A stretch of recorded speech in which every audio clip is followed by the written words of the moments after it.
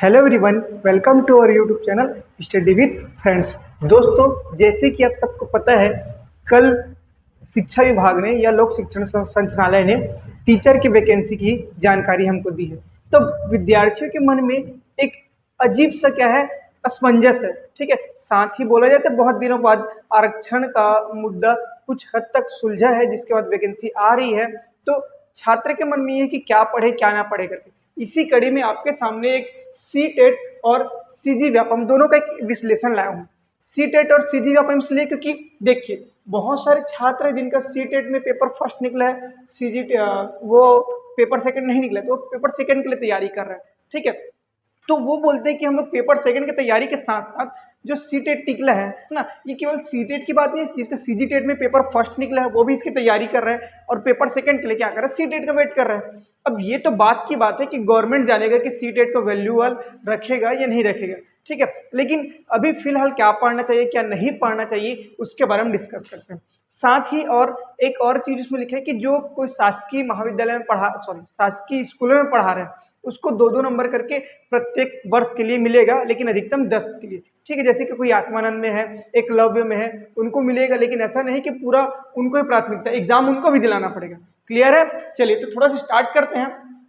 C TET में प्रत्येक खंड है ना, 5 खंड होते हैं दोनों पेपर में। प्रत्येक खंड कितने नंबर का रहता है? 30-30 नंबर का।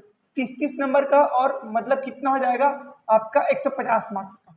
दोनों पेपर में सेम कंडीशन क्या रहता है, ये भी कितने का होता है? 150 मार्क्स का होता है। अब सीजी व्यापम क्या लेता है? सहायक शिक्षक, शिक्षक, एक व्याख्याता और होता है। व्याख्याता हम लोग अभी डिस्कस नहीं करेंगे क्योंकि व्याख्याता में टेट या सीजी टेट की जरूरत नहीं पड़ती। ठीक है, अब आप लोग बोलेंगे कि ये सिलेबस आपको कहाँ मिला? मैं सुविधा हो, है ना, बच्चों को सुविधा हो ना, या पढ़ने के लिए सुविधा हो, इसलिए मैंने क्या किया, लास्ट ईयर का जो सिलेबस है उसका एनालिसिस आपको दे रहा हूँ। ऐसा कोई नहीं बोलेगा कि ये सिलेबस फर्जी है करके। मैं आपको ओवरव्यू, ताकि आप पढ़ाई कंटिन्यू कर सकें, क्योंकि कल फॉर्म आना है, फॉर्म के बाद पता चल जाएगा क्या क्या सिलेबस है करके। ठीक है, कल और डिस्कस कर लेंगे इसके बारे में। चलिए, तो सी टेट में सबसे पहले हमारे पास है सीडीपी। पेपर फर्स्ट में, पेपर सेकंड में देखो 30-30 मार्क्स का है। साथ ही शिक्षक और सहायक शिक्षक, मतलब सहायक शिक्षक और शिक्षक सब में सीडीपी मतलब महिला बाल विकास और शिक्षण शास्त्र कितने नंबर का है? 30-30 नंबर का है।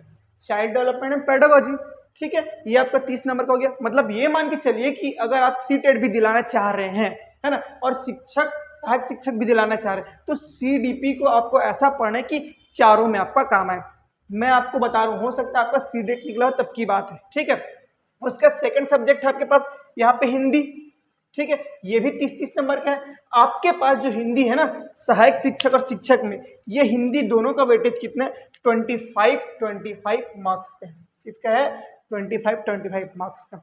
अब सी टेट में हमारे पास एक सुविधा होती है लैंग्वेज सेलेक्ट करने का या सेकंड लैंग्वेज लेने का। ये लोग आप लेते हैं आप इंग्लिश, या और क्या ले सकते हैं, इंग्लिश का लेते हैं संस्कृत, है ना, कोई क्या लेता है, संस्कृत ले लेता है। तो आपके अकॉर्डिंग आपको जो ठीक लगे। अगर आप इंग्लिश लेते हो तो देखिए, सहायक शिक्षक और शिक्षक में कितने कितने नंबर का है? 25-25 नंबर का क्या है? इंग्लिश है। क्लियर है? दोनों में मतलब चारों में ना कितने हमारे पास कंपेयर हो गए? सीडीपी हो गया, हिंदी हो गया और लैंग्वेज हो गया। लैंग्वेज मतलब इंग्लिश को ही लेते हैं डायरेक्ट। ठीक, फिर देखिए आगे, अगर सीडीपी में सी टेट में चले तो सी टेट में आपके पास मैथ से 30 नंबर का। पेपर फर्स्ट में ना, मतलब प्राइमरी के लिए, पेपर फर्स्ट मतलब प्राइमरी, जिसको हम लोग क्या बोलेंगे, सहायक शिक्षक। ठीक है, और उसके बाद ईवीएस। ये सेम टॉपिक आपके पास कहाँ मिलेगा? 30 का मैथ और 20 का ईवीएस। ठीक, पेपर फर्स्ट में। अब फिर से देखेंगे पेपर सेकंड में, जो फोर्थ है ना, उसमें क्या है, मैथ प्लस साइंस, ये मिलाकर 60 नंबर, जो साइंस बैकग्राउंड है उनके लिए। और जो आर्ट और कॉमर्स वाले, इसके लिए क्या रहेगा, सोशल स्टडीज, ये भी कितने मार्क्स का? 60 नंबर का। क्लियर है? बहुत सारी सिमिलैरिटी है। आपको चेंजेस कहाँ कहाँ पे मिलेगा? देखिए, कंप्यूटर का, जैसे कि ये साइंस वाला पार्ट है ना, उसमें कुछ कुछ कंप्यूटर के क्वेश्चन होते हैं। सहायक शिक्षक और शिक्षक में देखें तो सीडीपी दोनों में 30-30 मार्क्स का है, इंग्लिश दोनों में 25-25, हिंदी दोनों में 25-25। ठीक है, अब कंप्यूटर दोनों में 10-10 नंबर ये। और उसके बाद जीएस। जीएस मतलब हमारा जो जनरल स्टडी, व्यापम की स्टडी करते हो तो आपको पता होगा जीएस मतलब क्या होता है। आपका हिस्ट्री, पॉलिटी, पॉलिटी मतलब कॉन्स्टिट्यूशन लिख लेते हैं यहाँ पे। ठीक है, फिर आपका इकोनॉमिक्स, जियोग्राफी और साइंस, ये पांचों मिलाकर आपका क्या कहलाता है? जीएस कहलाता है। वो 10 नंबर का आएगा। वो क्लासीफाई नहीं है कि किस पार्ट से कितना आएगा, केवल 10 नंबर का आएगा दोनों पेपर में। अब किसी को सहायक शिक्षक और शिक्षक का दोनों का करना है तो कम से कम उसके पास यहाँ से लेकर यहाँ तक तो एकदम बराबर बराबर आ गया, इक्वल है। ठीक है, अब आगे देखते हैं जो मैथ्स वाला पार्ट है ना, मैथ्स वाला पार्ट है वो शिक्षक के लिए, सॉरी सहायक शिक्षक के लिए ना, मतलब वर्ग 3 के लिए 30 मार्क्स का है। ठीक है, लेकिन शिक्षक के लिए क्या रहेगा, मैथ्स प्लस साइंस मिलाकर 30 नंबर का रहेगा। क्लियर है, मैथ्स प्लस साइंस, आप आर्ट्स वाले हो चाहे साइंस वाले चाहे किसी वाले हो, आपको ये पेपर दिलाना ही पड़ेगा। उसके नेक्स्ट आपके पास ईवीएस और सोशल। अगर आप साइंस वाले हो, आपको लगता है मैं सोशल नहीं दिलाऊंगा या नहीं दिलाऊंगी, तो आपको 20 नंबर का सोशल दिलाना पड़ेगा। मार्क्स काउंट करते हैं 30, 25 और 25, मतलब 50 और 30 80, 90 100, 30 और 20 50, मतलब 150, टोटल 150 मार्क्स का रहेगा। कंपेयर करके पढ़िए, English English, Hindi Hindi, computer computer, GS GS, maths maths plus science. अब ये इसमें भी ऐसा रेशियो नहीं है कि 15-15 का आएगा, 15 मैथ्स 15 साइंस नहीं है, हो सकता है 20 मैथ्स हो जाए 10 साइंस हो जाए, या 10 मैथ्स हो जाए 20 साइंस हो जाए, ऐसा है ना। उसके सोशल आपका 20 मार्क्स का और ईवीएस आपका 20 मार्क्स का। ये आपका ओवरव्यू है कि आप पढ़ना स्टार्ट करो। कल फॉर्म आता है, फॉर्म आने के बाद आपको मैं क्या करूंगा, इसको डिटेल से इंग्लिश में कौन कौन सा टॉपिक है, क्या पढ़ना है, हिंदी में क्या टॉपिक है, कौन से पढ़ना है, ये सब आपको क्लियर करूंगा। साथ ही एक चीज और बता दूं, अगर आपको सीटेट का हिंदी में क्या चाहिए, सिलेबस चाहिए, तो हमारे टेलीग्राम ग्रुप में जरूर जुड़े।